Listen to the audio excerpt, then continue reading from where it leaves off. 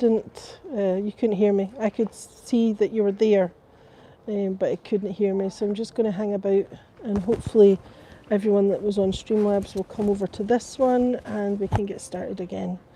But we'll see. We'll just need to wait and see. I'm not convinced. I'm so unhappy. Technology, just when you think you're getting the hang of it, it goes wrong. Oh, but it is what it is. What can you do? So tonight this is meant to be the city walls. Oh, I see I've got one person watching. Yes, I'm not sure what happened with Streamlabs there, but it's getting silly. Yeah. So anyway, we need to wait and see if anybody else comes over. I did put a message in the other chat for people to look out for this new one. Hi Sarah. Hi Anne. Oh, thank goodness. Hi Tish. Streamlabs strikes again. I honestly don't understand what's going on with it, because it's designed to do this and it's not doing it. And when you go live and you can see you're live but nobody can hear you, there's no audio, it doesn't make sense at all. So yes, so we're doing it old school on straight to YouTube. So hopefully, hi Michelle, hopefully it's going to be okay. But I see we've only got 3 people, and on the other one we had 11, so we've lost a few in the transition. Anyway, there's nothing I can do about it now. I know, it's just a shame. I don't know whether to keep, I mean, Streamlabs is supposed to be better and it's supposed to stop YouTube going kind of fuzzy and stuff, but it just seems to be causing more problems than it's solving at the moment. Right, okay, we're up to 8 now, so we're just about there. Right, I'll get started. It's gotten quiet. Over at the castle tonight there's a concert on. Depending on what way the wind's blowing, you can hear it. You shared a new link, thank you for that. Yeah, so there's a concert over there. It was quite loud a minute ago, but like I say, the wind carries it. Oh, can you not share it? Oh, could you ask people to look for the new live on my channel? I think that way hopefully they'll get it. But anyway, I'm just going to start now because, yeah, it's all part of the fun, people. It's all part of the fun. It wouldn't be straightforward, you know, if it was live streaming. Right, let me see now. Turn you around because you've had enough of looking at me. Right, okie dokie. So tonight what we're looking at is the walls, the old walls of Edinburgh. And luckily it's the evening, so I can stick you through the gate and not have to worry about children getting in the way, because this is George Harriet's school. But as we look across, if you look up the steps and then straight across, you can see a wall. Hi everyone, hi. You can see a wall there, so that's part of the city wall. That's an extension to bring this school into the fold, because this was actually built outside the city walls and they wanted to bring it in. So this is George Harriet's school. George Harriet was jeweller to James VI and he was moneylender to the king, and he loved children. But anyway, we'll get on to him in a little while. I'm just going to bring you back through. There you can see the castle up on the hill there. And you can see the stands, that's where the concert is tonight. So they put the stands up a wee bit early so they can have a concert. So I think we've had the Luminaries, is it? And Rod Stewart's in a couple of days, I think, and then it's the Who. So yeah. Right, so we're going to follow the footprint of the walls. And at the moment we're outside the old city wall because straight in front of us you can see the Flodden Wall. Now the Flodden Wall was a response to the Battle of Flodden in 1513, and it was a way of expanding the city walls, bringing in more ground, but also to strengthen the walls that we already had. And these walls, some of them dated back to the 12th century, so we know we've got a written record of walls in the 1100s, and then we have physical evidence of the 1400s and the, oh, you've never seen this before? Oh, okay. And the 1600s. So yeah, so where we are, this is Greyfriars. And I'm just going to turn around and you can see there's a wall straight in front of us. Thank you. There's a wall, I'm standing right in the way here. There's a wall straight in front of us. That's the Flodden Wall as well, so it's not actually straight. It goes down and then it turns and then goes down again. So yeah, it's not as straightforward as you think it should be with these walls. So what we're going to do is we're going to walk up this side of the wall. So this is part of the flooring wall here, just so we can see the footprint. So at the moment we're inside the city, and the Greyfriars is where there was a monastery. The monks, they were Franciscan, they wore undyed wool cloaks and clothes, so they were called the Greyfriars. And when they left, the land became empty, and at that point Mary Queen of Scots gave this land to the city as a burial ground, because up until that point, being a walled city, we only actually had one burial ground, and that was the one at St Giles. So you can imagine how seriously overcrowded that would have been. You're back, great, excellent. Oh, we're about to bump into a ghost tour. Anyway, so yes, I'm just going to kind of let you see how the wall turns again, and this is just showing you it wasn't the kind of rectangle or the square that people imagine walls to be for cities. So there's the turn, just in here, then it runs off down straight ahead of us. Now I'm going to do a live Greyfriars for you at some point, and we'll go into more detail about what we're looking at, but I'll just let you see. There's the church. Isn't that beautiful? That dates back to about the 1620s. Well, the footprint, there's been a church on that site since about then. Right, I'm going to cut through this way. So, and they took their clothes off. They discovered that on their... I've got sandals on because of my septic toe and I didn't want to walk through a puddle. That's what that was all about. Right. Now, just as we're walking along here, we're following the line of the wall, and then as we come forward, you'll start to see ahead of us there's actually, oh my goodness, this must be the time for ghost tours, and there's a big gap in the building here. So you see that gap? That's the gap for the wall to go through. So the wall actually ran through there at one point. Now originally the wall had a 12-foot clear space on one side and a 24-foot clear space on the other. So I'll just let you see. Now we are going to see that from the other side in a minute, that gap, but that's where the wall ran. Oh yeah, it's definitely a ghost tour. She's got a costume on. Oh dear. Right. Okay, I'll try and get us past this quickly so we're not getting in the way. Right, oops, sorry.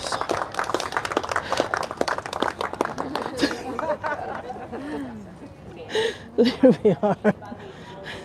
Right, sorry. Anyway, right. Okay, so we're out of Greyfriars now.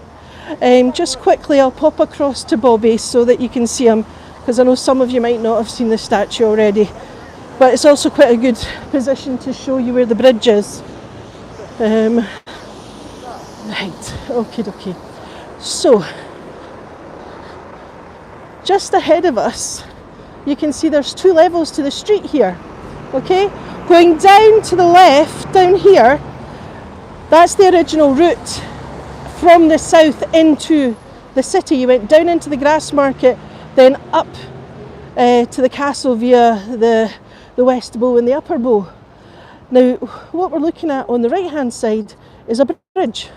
So that bridge has got about 9 arches. As you walk along it, you've absolutely no idea you're on a bridge, but this was part of the city improvements to allow horse and carriage access to the old town and also to the new town. So it went up and over and down the mound. So here we have a statue of Bobby.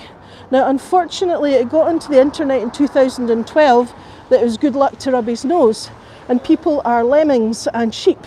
So you'll see them rubbing it all the time, and all it's doing is damaging the statue because he's hollow. Oops, take you up.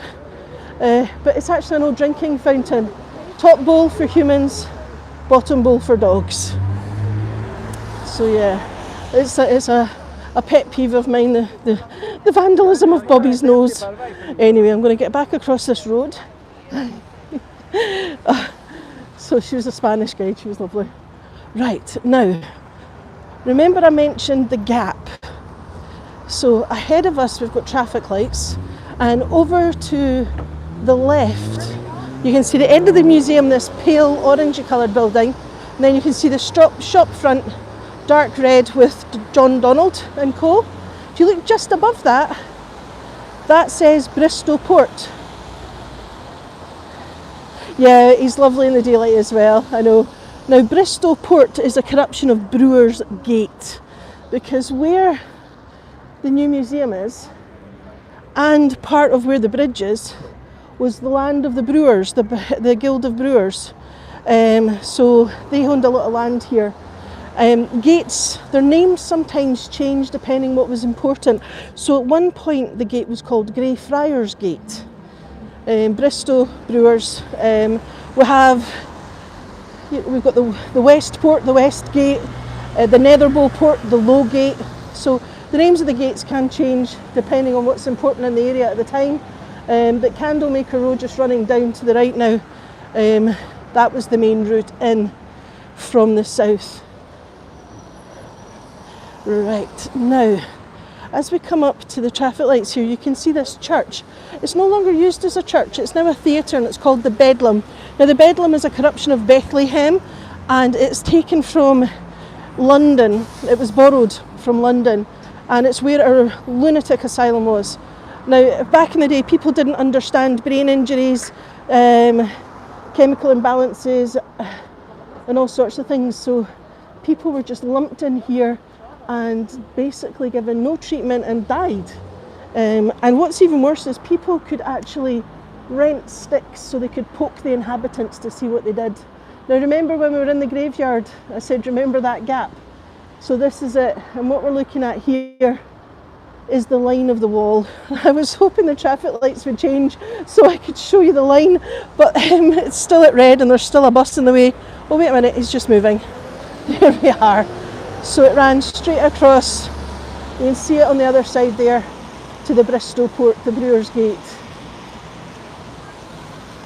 Yeah, I mean, the way people, you know, if you were an unwed mother, you could be put in a lunatic asylum back in the day. And you can imagine if you are not mentally ill, being placed in a place where people are and being treated very badly and inhumanely, really, it would drive you crazy. Hi. So yeah, it's awful what people did to each other back in the day, you know. Now, oops daisy. So what we're doing, we're kind of outside the city wall at the moment, but I'm just going to walk us along and we'll see where the new part of the wall was built to bring in George Harriet's school, to bring it into the fold.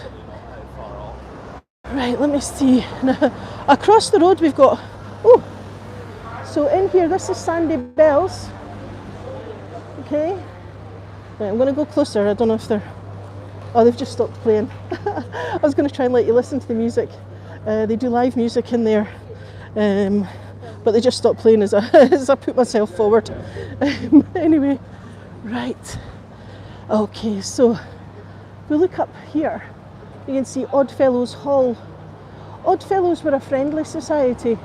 Back in the day, before we had the National Health Service or any kind of way of looking after people, we had these friendly societies. You're reading a book about in the US.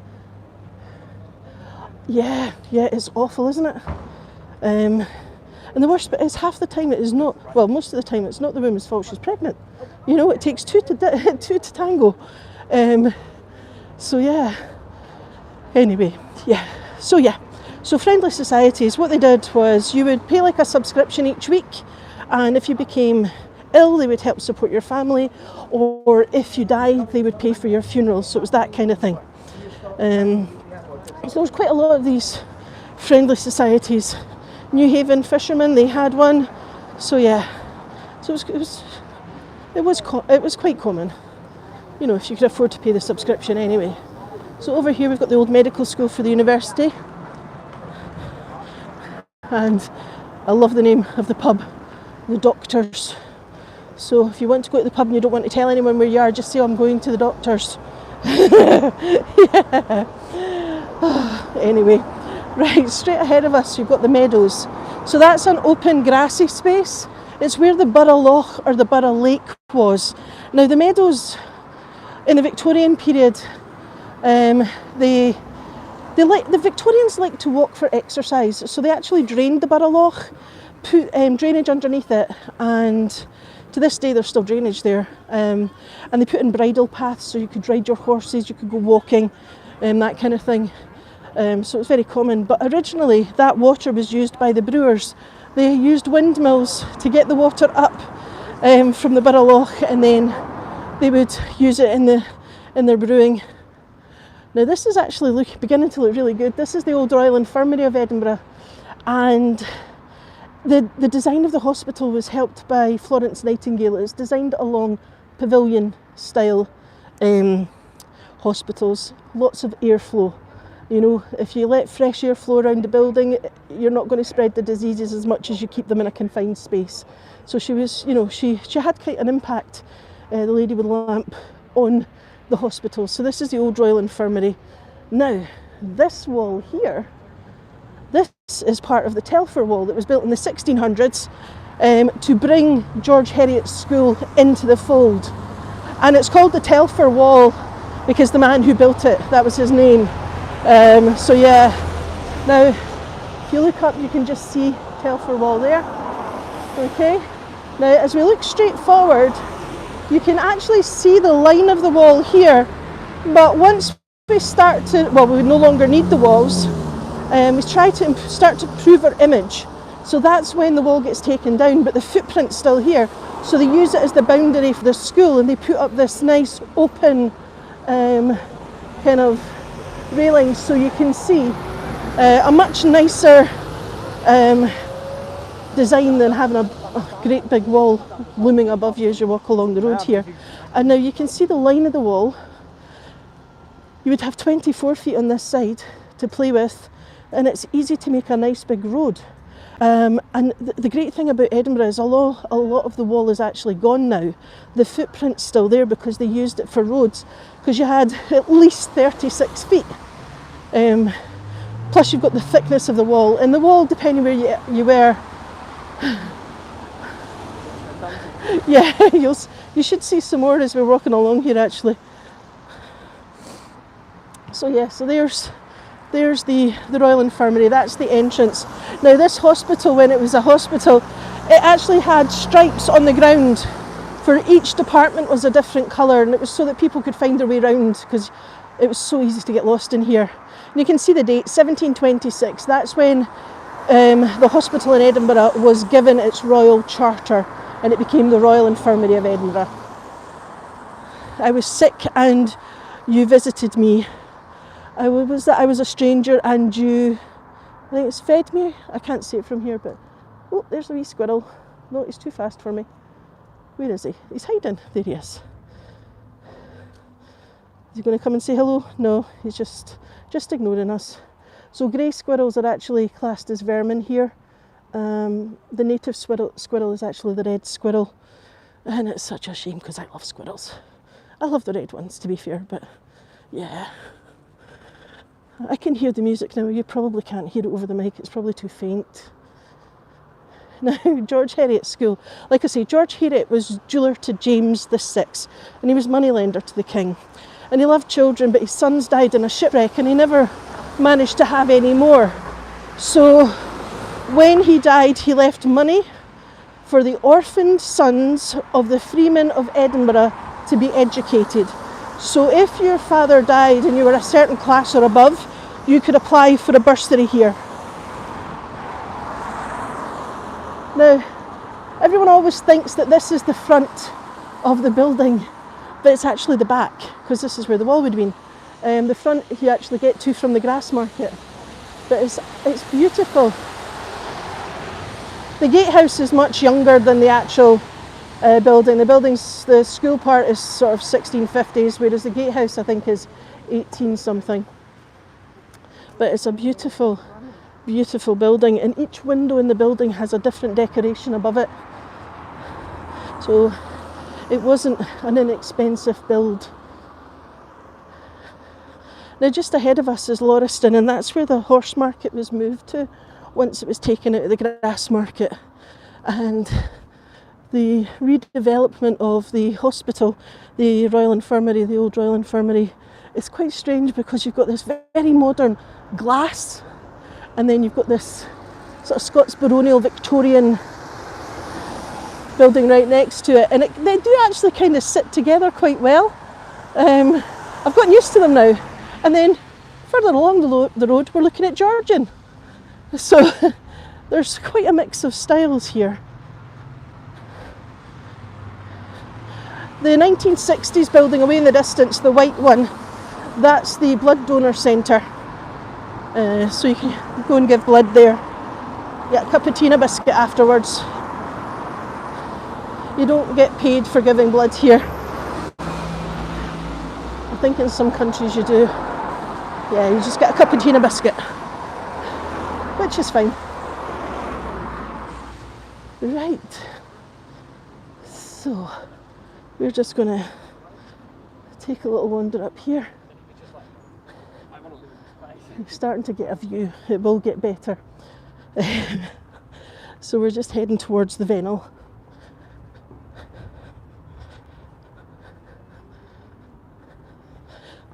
My old doctor used to have a surgery just in the buildings next to me on the left, and I still remember it. You used to go in and they would give you a number on a piece of paper, and then they would come out and call the number. Who's next? Number 3. Oh.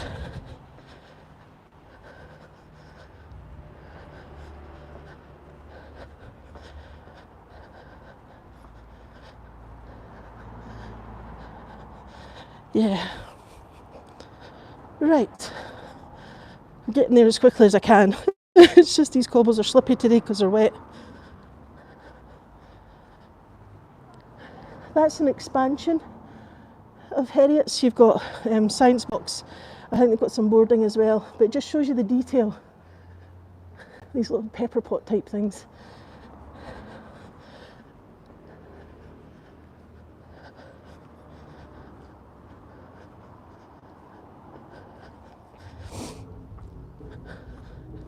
You should be able to hear that music.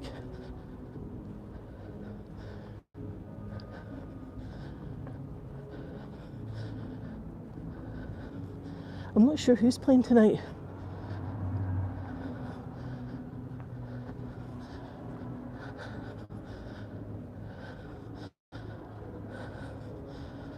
Sorry, I'm just trying to get a drink of water.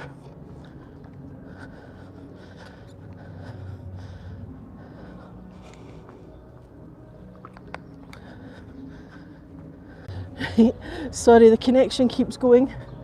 Now, I'll probably get in trouble because of Rod Stewart playing. YouTube are going to give me a strike for copyright. Anyway, the Flodden Wall, you can see the brickwork here is much smaller. So we're talking 1500s. They finally finished it, I think, in the 1560s. And then if you look at the Telfer Wall, you can see, one, it's a different colour, and two, the stone is much, much bigger. So it's just kind of, you can tell, even by, you know, even if you didn't know, you would look and see that there's definitely differences here. Yeah, I'm back. So here you can see, once we no longer needed these towers, because that's what this is, this was a tower, and we had several of them along the wall. So the tower was there to, you know, like a defence, so they had the gun loops just in front of us, and it's so they could protect people. I know, but because he's playing, I'm probably going to get one of these strikes for copyright. So yeah, once in the 1800s, they knocked this window in. They did actually want to knock this tower down because it was old-fashioned.